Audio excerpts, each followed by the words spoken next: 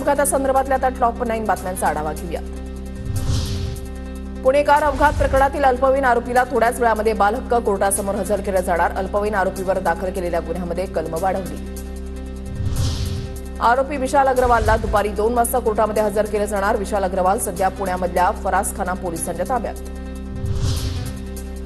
Builder पुत्रानं पार्टीसाठी 48,000 रुपये उडवल्याची माहिती। आरोपी वेदांत अग्रवालनं चौकशीमध्ये माहिती दिली। पबमधील पार्टीचं बिल वेदांत अग्रवालनं ऑनलाईन भरलं। पुणे अपघाताला जबाबदार अग्रवाल कुटुंबाची गुन्हेगारी पार्श्वभूमी। विशाल अग्रवालच्या वडिलांविरोधात न्यायालयामध्ये खटला सुरू असल्याची माहिती।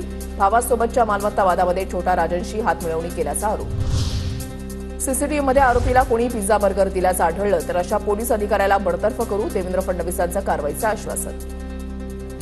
बर्गर वगैरेचे जे आरोप आहे त्याकरताच आपण सीसीटीव्ही पडताळणी करायला सांगितले आणि असं केलं असेल बरखास्त करून टाकलं। पुणे अपघात प्रकरणामध्ये मुलाचे वडील पब मालक ताब्यात। आरोपी मद्यपान केल्याचं सीसीटीव्ही ऑनलाईन बिलाद्वारे स्पष्ट। आरोपीच्या रक्ताचे नमुने तपासणीकरता पाठवलेत। अहवाल प्रतीक्षेत। पुणे पोलीस आयुक्त अमितेश कुमार यांची माहिती। तुमच्या व्यवस्थेनं 2 जीव घेणाऱ्या हैवानांना पिझ्झा बर्गर खाऊ घातले। तुम्हीच सांगा आम्ही गृहमंत्र्यांचा राजीनामा का नाही मागायचा। पुणे अपघात प्रकरणावरून अनिल देशमुखांचा फडणवीसांवर निशाणा।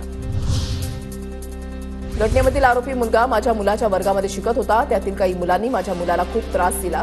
कल्याणीनगर इथल्या अपघातानंतर पुन्हा त्या गोष्टी आठवल्या। पुणे अपघातावर प्राजक्त तनपुरेंच्या पत्नी सोनाली तनपुरेंचं ट्विट।